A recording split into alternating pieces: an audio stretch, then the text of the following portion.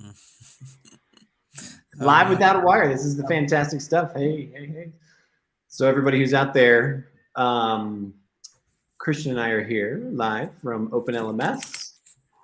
We're going to be talking about what we started last week, which is actually creating a course and actually, building something from scratch, which is fantastic. I hope that some people will play along.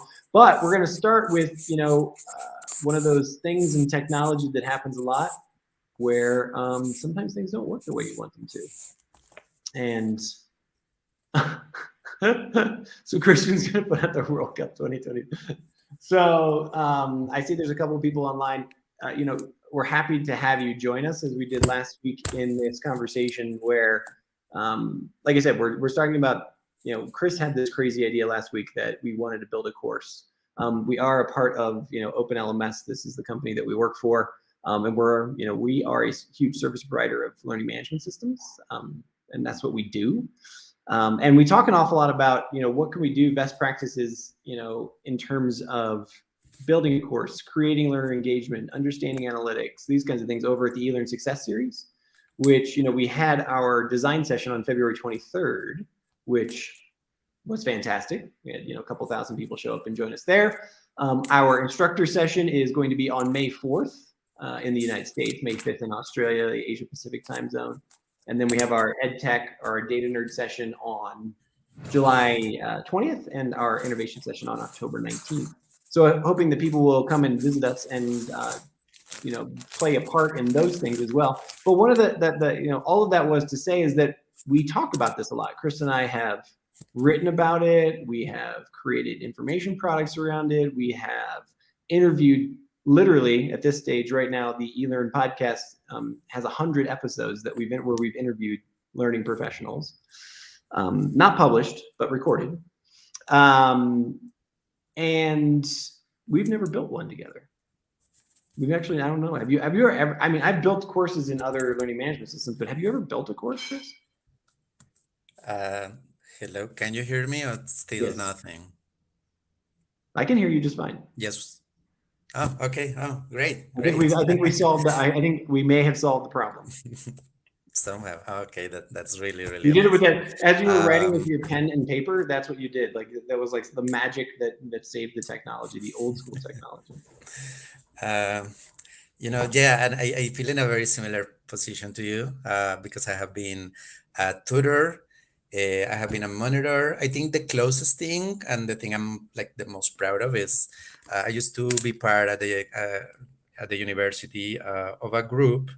It was just students, and I was part of them, but it was others who had the idea to take the curriculum of math for economics, which is linear algebra, some calculus, and so on.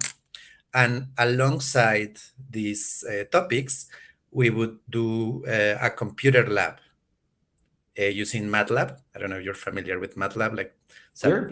a very popular system in statistics, research, all kinds of engineering.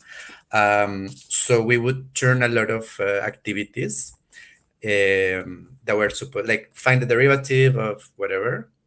You usually do it on paper, but then we taught these issues on how to find a derivative on MATLAB, and it was really, really cool. I always say that I learned a lot more from being part of that study group than most of the career. And so I didn't really build that; it was already done. But I do remember having a lot of fun, like creating the activities for the students. Nice. Yeah, well, and I think that and in my experience, I come from a marketing background. You and I have been in the online marketing space for quite some time and whatnot. And so, building courses in that area has a very, a very specific purpose. There's lots of different things you can do. And as we saw in our last conversation last week, that was actually one of the things people were raising their hand about was how can we bring some marketing skills or how can we bring some marketing perspective into the course creation process? But I think that is, that's down the road. Obviously, that's not this week. But we only have about a half hour to talk. We did what we said we were going to do. We went and we polled our colleagues, or not polled. We basically asked a question: in our Slack chat about what would be interesting for us to talk about. You know, what would be interesting to build this course around? And there were a couple good ideas. I think, you know, there were a couple of great ideas. You're determined to do this old school. It's fantastic. But, you know, our colleague Juan actually threw this on the table. He said, look, you know, this is the, you know, World Cup is this year. It's 2022. It's going to be held in Qatar. Why not build a course around the World Cup? And I thought, you know, all right, look, I played soccer when I was a kid. I've been lucky enough to live in some countries that are pretty passionate about football, the footy, as some people would say. But I would be lying if I said that I actually knew a lot about the World Cup, right? In terms of how do these groups work? How does qualifying work? How does you know, what happens next now that the qualifying round is over? And you know, you see these fancy people with these little these fish bowls, you know, pulling these little balls out and saying, "Oh, hey, now you're a part of Group A, B, or C." And I actually have some skin in the game because, you know, I am originally from the United States, and we actually made it past the qualifying round, so that we're actually in it. Who knows? And Who knows if we'll get out of the group round? I don't know. well, from my end, we have the opposite story because we're supposed to be this huge, amazing team with a lot of really valuable players, but we did Who's not we? Who's we? I don't know. qualify. Not everybody remembers where you're from. I'm from Colombia. Wow. Colombia. And actually, yeah, when I was in Asia, it was really funny because the main way people say Colombia, oh, James Rodriguez, Cuadrado, Falcao, just the players. That's how they know my country. But I think it's important also in the case of the US, you guys are a world superpower in female soccer. Okay. Really? That's really. Oh yeah, and well, there's a whole issue. There's a lot of politics in soccer. I don't know how we're going to get away with this, but Well, but that's what we're here to talk about today. So it's like what, you know, and I'm, you know, as we start talking, I'm actually going to share this. We decided to basically just throw up a doc. Interesting. And I'm going to share this. Okay. Well, you do that. I do want to say that there is a couple of ground rules that I think is good for us to keep it in mind, and is we want each session to be self-contained and not necessarily in line. I mean, I would love if you watch this session, but then if you watch our first session where we're just figuring out like the planning of the planning, that would be great because it really depends on how you are far along your course. And as we build our own course, our own like real example, we also want to, I don't know, be mindful of how we are doing things, right? So one of the things that I was thinking is we need to eventually discuss like the technology specifically that we're going to use, the stack as they call it, that we use to plan, to design, and then to deliver and even promote the course. And we will get there. But in the meantime, I think it's important to mention that we are going to be agnostic about this. In case anybody wants to follow along. So I guess now you can see Steven is using just a Google Doc, but this is something you can do anything or you can do on Piece of paper, low tech.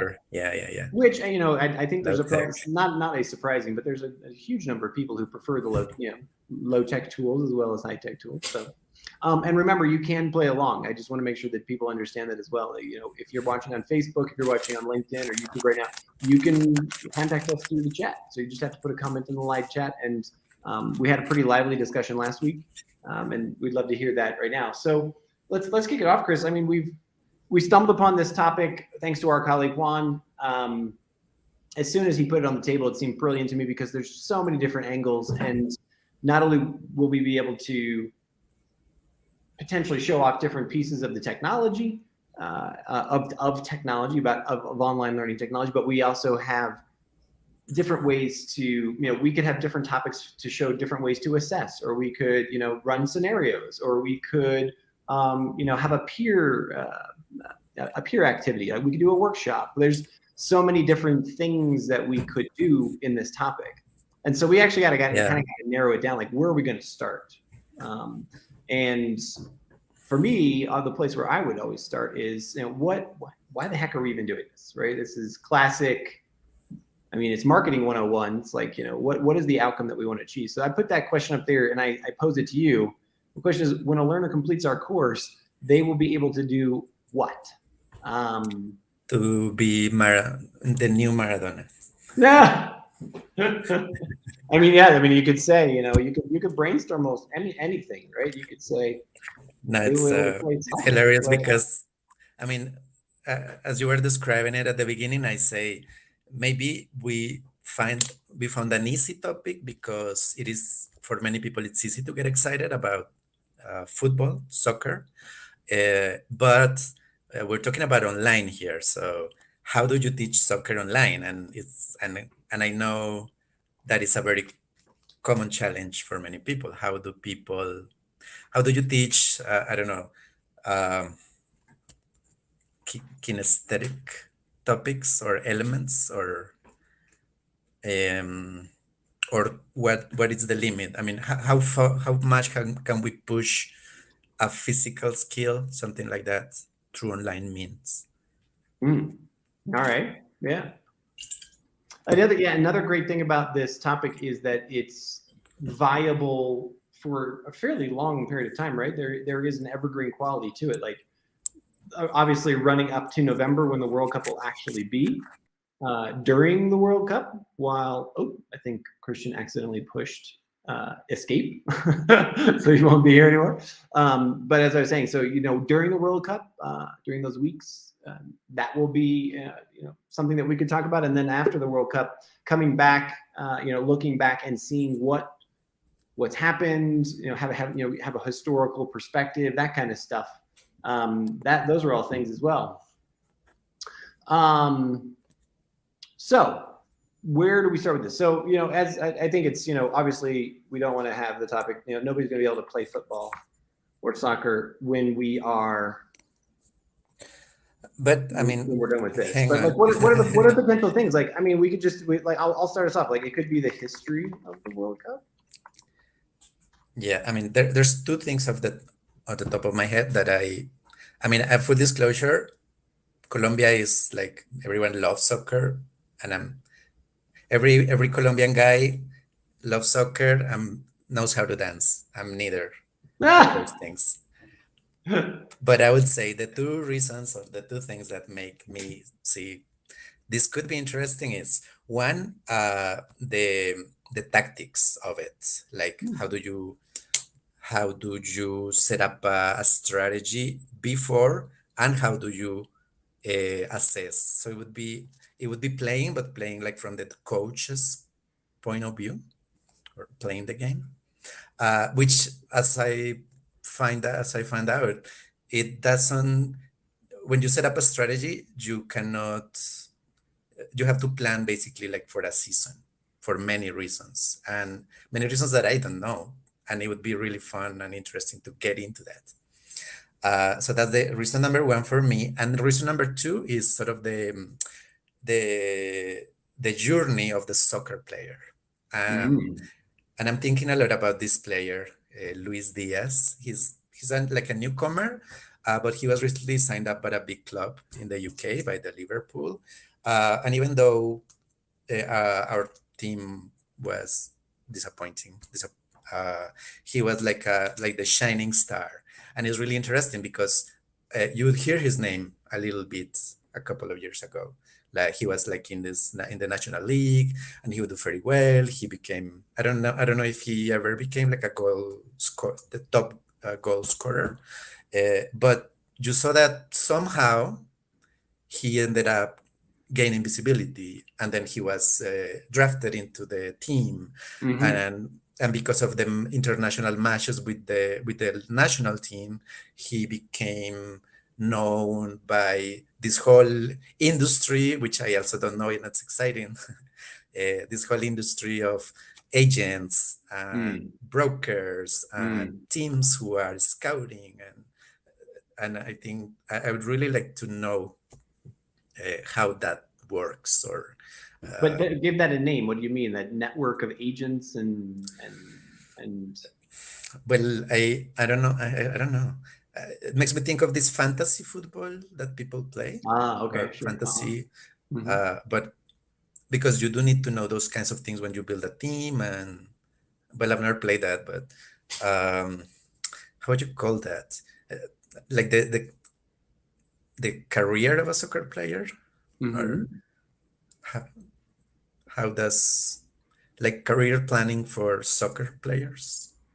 Is that exciting enough? Let's write it down. We're brainstorming right now. Yeah. What overview of a soccer? We probably need to decide right off the bat that we call it soccer or football and both. Um, Well, I guess we gotta go with soccer because mostly the American. I will never understand why you guys name your sport football. why we? Oh, you mean American football? Yeah. I'm sure that there is. I'm sure that there is some really good, terrible reason for that. Um, but Which like I think another topic would be like we could say how does a country get selected to host the World Cup? mhm. That's an interesting topic. Probably And get my fingers burned if we talk about that.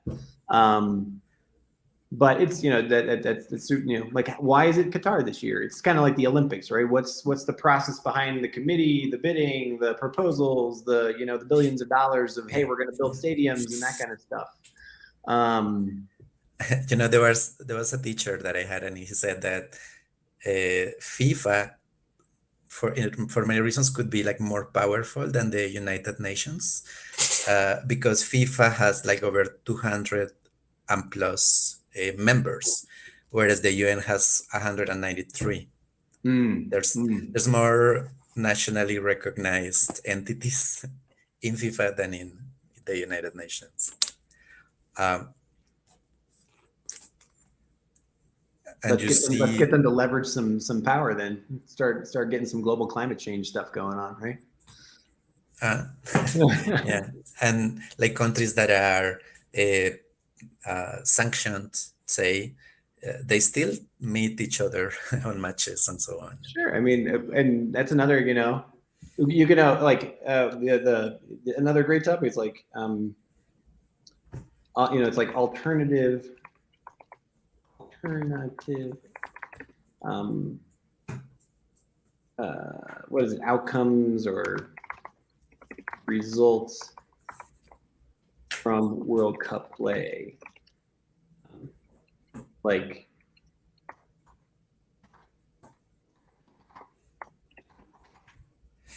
Yeah, surprising things well, and facts that people don't normally but know.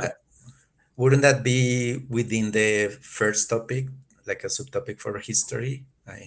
It And could there be. I is a mean, lot. but we could just say the history of the World Cup. It started blah blah blah this stuff. But you could have a whole course which Okay, is like, so hey, here are 10. We could do 10 lessons about a really interesting thing. Like, hey, did you know that after country A and country B played, that actually then they started economic cooperation? Or did you know that after this match that a new wine was formed, or something like that, to commemorate it, like those kinds of things.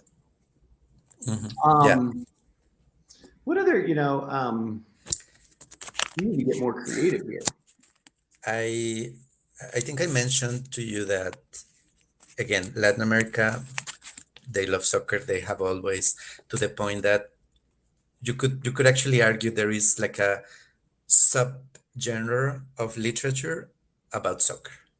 A subgenre Um, of literature? Yeah, for sure. yeah, like books about like chronicles of games or stories of players, or just novels or short stories surrounding football. Mhm. Um, and again, it also lets me to think of the how soccer can become very conflictive and violent all over the world. We have the hooligans in the UK, and I know in my Ooh, country, right there. Look at that. There's another one like history.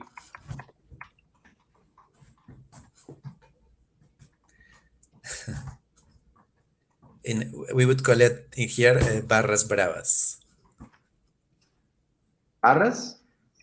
Barras bravas, like the angry fan bases, or Did I spell yeah, that like right? it, yeah. I think it's pretty common. I don't know how it is elsewhere, but in Colombia and many places in Latin America, it's fairly common that Well, let each. me give you an example. So I went to the United States Mexico qualifying game How did you? about what was it 2 weeks ago, and there is a certain group of Americans who actually came down to watch the game, and they're called it's a group called the American Outlaws, and Okay. In Mexico. the well, no, they're not in Mexico, but it's a group that's actually kind of worldwide. But it's it's a large network of people who follow U.S. soccer, and they came down and they occupied. So they bought tickets and they occupied this really large section in the fans. And in Mexico they had them surrounded by a full, I don't know if it was National Guard or whatever, but like essentially riot police the entire Mhm. time, just in case the United States happened to win, right?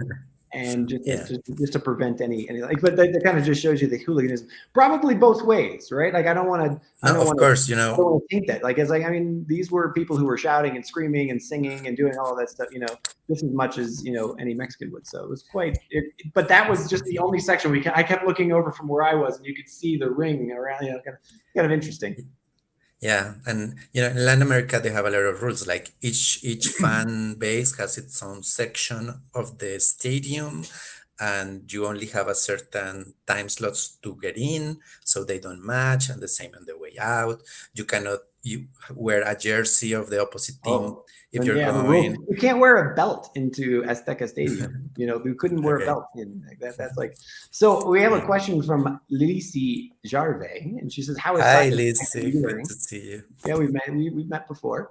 And the short answer is Lisi is that, as a project, Chris and I have decided to create a course kind of live without a net. And so last week was discussing about, just kind of taking that decision to create this course, especially since we've never done anything like this. But this week we're talking about, our assignment from last week was what topic, what are we going to talk about? And so we now have this topic of the World Cup. And so we need to figure out what exactly, what really specifically are we going to create this course about? So that's how soccer or Mhm. football connects with e-learning at this stage. Like this is a Yeah, part of a bigger project that's going to last for several weeks. And we're encouraging everybody to play along with us. So as we make and mistakes, I as we have, obviously awesome, brilliant ideas, all these things, we'd love to have people's comment and feedback going forward. and Right, Chris?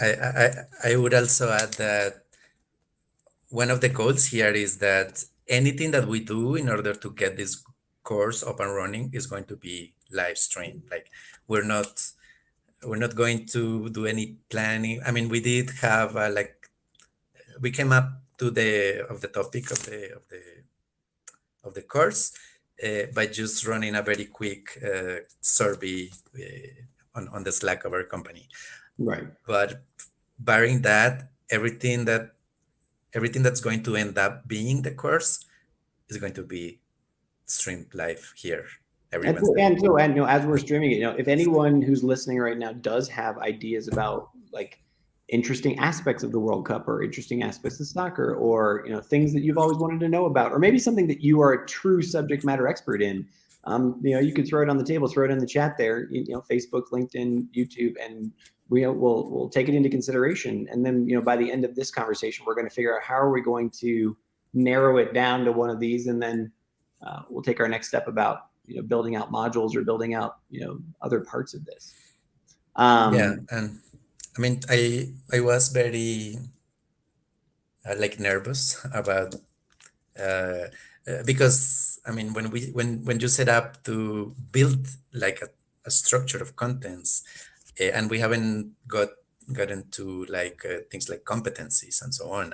I was very worried that people would, I don't know, feel get angry at us for our lack of knowledge on so Mhm. many topics. But I guess that's part of the deal. Like what sort of, you're an economist. What are there any economic questions like, like a really big question would be, what type of. Well, the thing I was talking about the career, how does a soccer, and there's actually a lot of economic research Oh, I'm on sure soccer, there's got to be a huge amount of like data.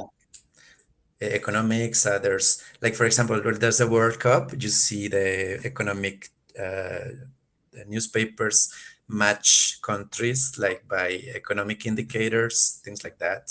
Um, the thing I mentioned about the career, like the industry, that's a word that you use frequently. A term, the binds. The The what? Anyway, like this industry that is made up of a bunch of very tiny actors, and it's Uh-huh. really like the grapevines. Anyway, Oh, grapevines. Oh, okay. Interesting. All right. like all the many different actors that are involved there, and how each of them, I mean, what value do they contribute to this whole thing, and what do they get in return? And I would say that there are like in terms of flows of resources of capital, Mm-hmm. you get sponsorships. That's like the big ones, and sales for tickets, for like stadium tickets. Some countries, in fact, for example, some of the largest clubs in Europe and so on, one of their main sources of revenue are the merchandise. So whenever Real Madrid or Barcelona uh, want are like evaluating where they're gonna get, they take that into consideration. Like how many people would want to buy Cristiano Ronaldo's shirts, and they know that's a Mm-hmm. lot Mm-hmm. of people, and that kind of explains why he's worth hundreds of millions of dollars. Mm-hmm. Mm-hmm. Um, and how, funnily enough, like every week or so, he has to play against people who make like a tiny fraction of all the money he makes. That's really interesting too. Um, Cool. I would add to that in Latin America there is always this sense that soccer could be a great way out from poverty. Uh, Ooh. and some of the great players, Pelé, Maradona, Messi, most of them come from very low income boroughs and Does Messi slums have the same even. kind of stories as like Cristiano and? Not sure. I don't know if it applies for Europeans as much as Latin Americans, but uh,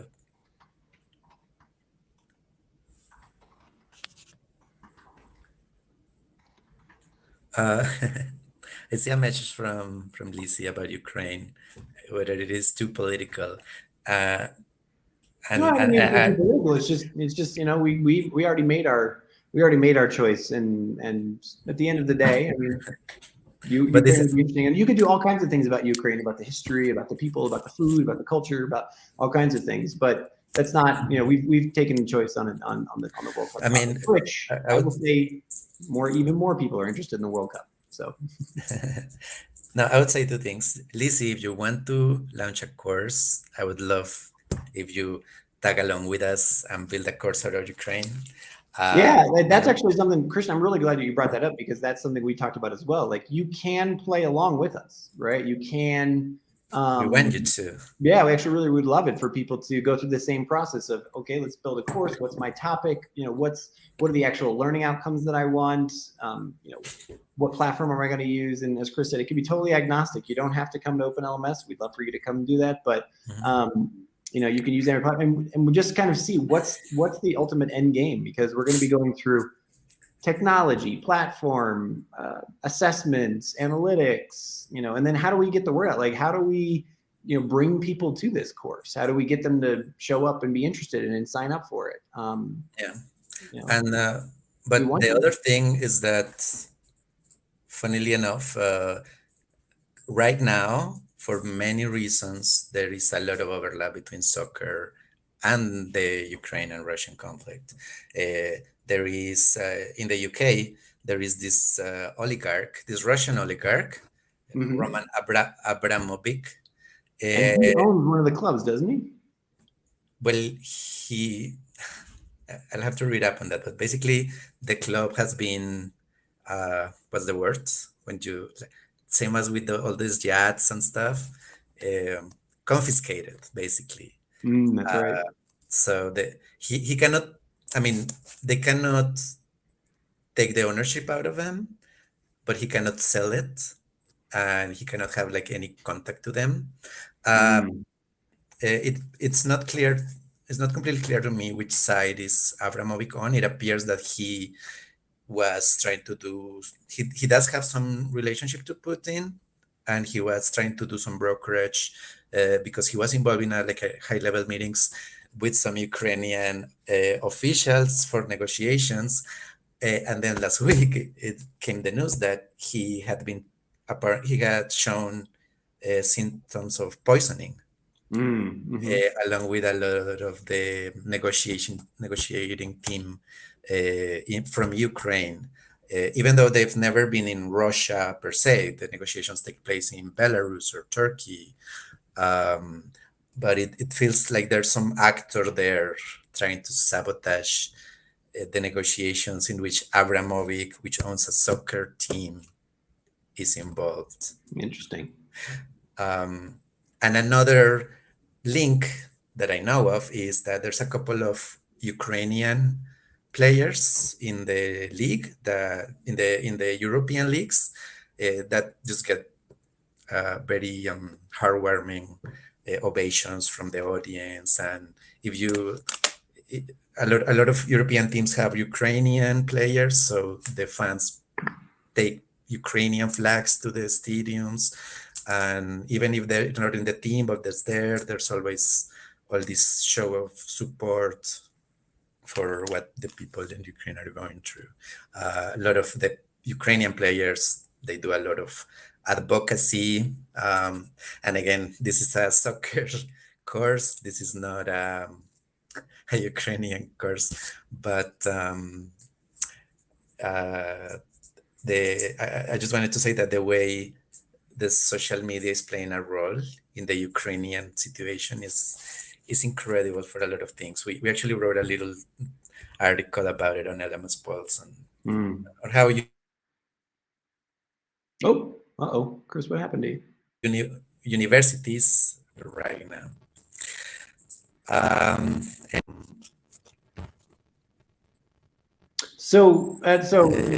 We've digressed. We says digressed a little bit. So I'd she like to. believes there's many people like her, and I'm sure uh, who. I mean, I would say that what I mean for some people could feel confusing, wouldn't you say? Yeah, sorry, Chris. I think your connection was just it was bad for a second there. So just making sure that we reconnect and sort of bring us back. Basically, you were saying that Lizzie, she put this piece on here where she said, look, she's focused on a different aspect, and she's been watching our lives on Facebook, which is fantastic. We love having you. But she's just catching up now. So we're really encouraging other people to catch up as well. So let's see. We've got a few more minutes here, but let's see if we can.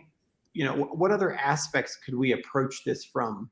And then we've got to kind of give ourselves a really solid next step about what do we do with one of these topics. How are we going to decide?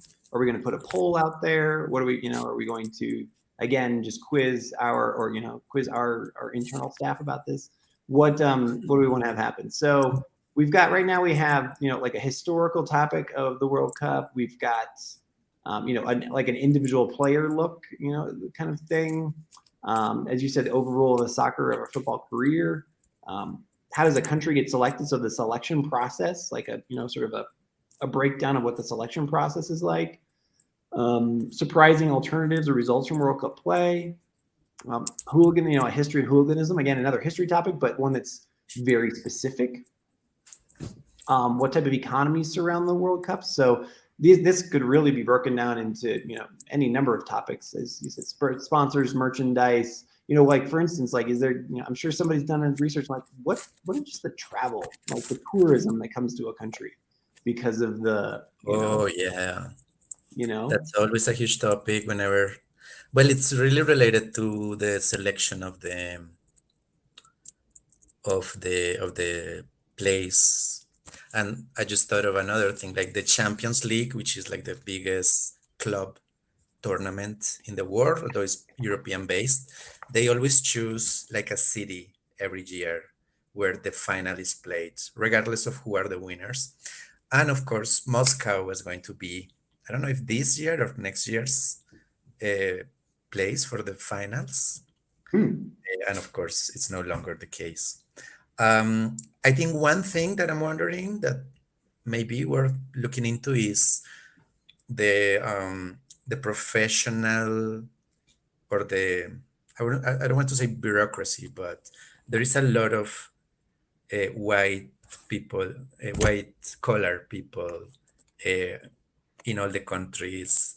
There's like the presidents of federations, the heads of the clubs, and I wonder if there is like a professional skills element to it. Like, how do you, let's say you want to become like a top level, uh, like the president of a soccer federation. What skills should you improve? What Yeah. understanding should you have? Like for example, there is a lot of debate here. Like we have such amazing teams. What happened? And a lot of people are blaming the coach, and a lot of people are taking it further. Like, why did the current people who are in charge of the Colombian association went back to this guy, which didn't really have the best credentials or history, and why didn't they stick with the previous guy who gave a lot of success and gave our country some of the best historical accolades. Interesting. So the yeah, how do you call that? The administrative side of World Cup. What else are there? What could, if I were to say the word culture to you, what could we do in terms of a culture lens as a potential topic? That just opens a whole can of worms because Or there's so many. opportunities, or opportunities. No, yeah, yeah, of course, Yeah. good worms. uh, because in many places in Latin America, there's, I mean, for many people, you will find in a lot of places like houses who are devoted to clubs. Mm. Mm-hmm. Uh, they have like the colors of the team, all kinds of pictures. There's actually a ton of museums for each club. I know Argentina has tons of those. So you can go like the Boca Juniors or the River Plate Museum. Um, so soccer and culture, a lot of overlap in Latin America and Europe. Honestly, not that much, say in Africa and Asia. There is, but it is evolving. And there's not as much legacy as there is in Europe and Latin America. Mm-hmm. Mm-hmm. Let's think of one more, and then we'll kind of tie it up, and we'll give ourselves an assignment for next week. What's one more topic that we could think about? Like we could choose one Maybe team the and technology, oh yeah. technology of the sportswear, the shoes, every World Cup has their own special ball, and each one has their own name and their own design and aerodynamics, and there's been some controversies about it. Sometimes the balls are too fast, sometimes they're too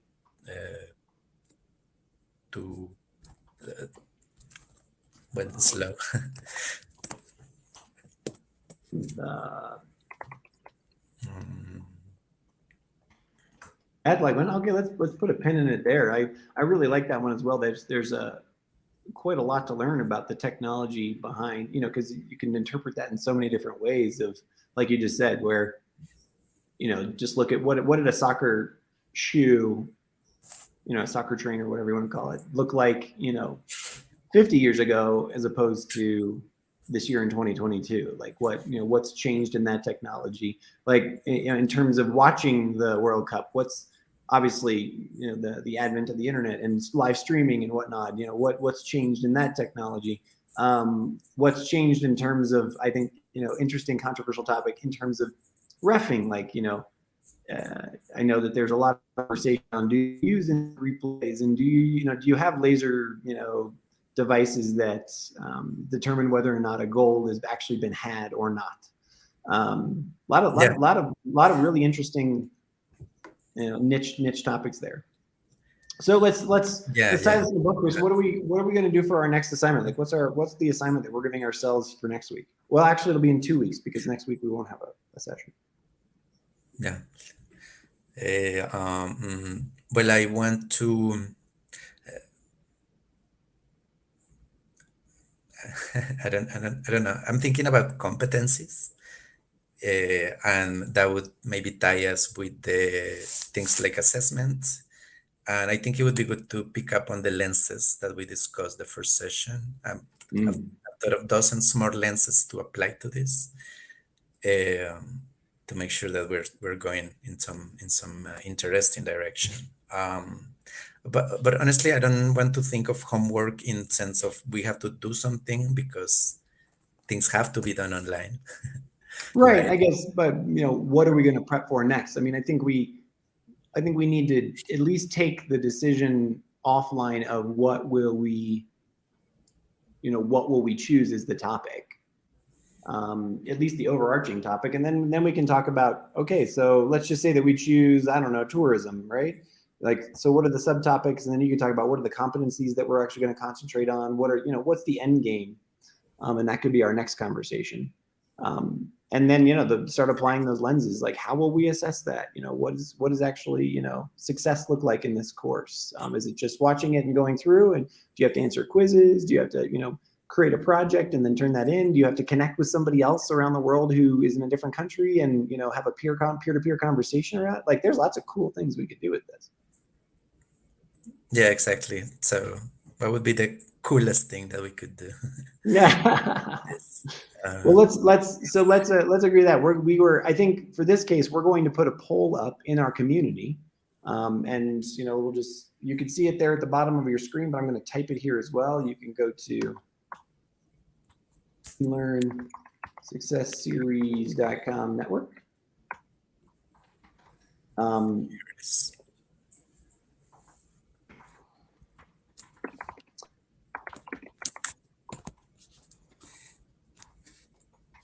So we'll put these topics up in a poll. If you go down to elearnsuccessseries.com/network, that'll take you to our network. They'll take you to our community. You can sign up for free. But yeah, let's put a poll in the community and see, which topic gets selected. Well, maybe we won't put all 10 of these up there. Well, maybe we'll choose 5 or 6 of them that you and I are most interested in, because we are the ones who get to do this. A little bit of authoritarianism, but we'll leave it to our community to help us decide which one is the one that they want to follow and go down. And then we'll go down that rabbit hole the next time. Awesome. But here's the cool thing. If you go to elearnsuccessseries.com as well, the reason why we're not going to have a live session next week is because we're going to be doing an encore presentation of our design session. And the only way that you can get access to that encore presentation is by making sure that you are signed up at elearnsuccessseries.com. Again, it's a free ticket. In that free ticket gets you access to all 4 of the sessions, the encore that we're going to be doing next week, the instructor session on May 4th, the EdTech session in July, and then our innovation session in October.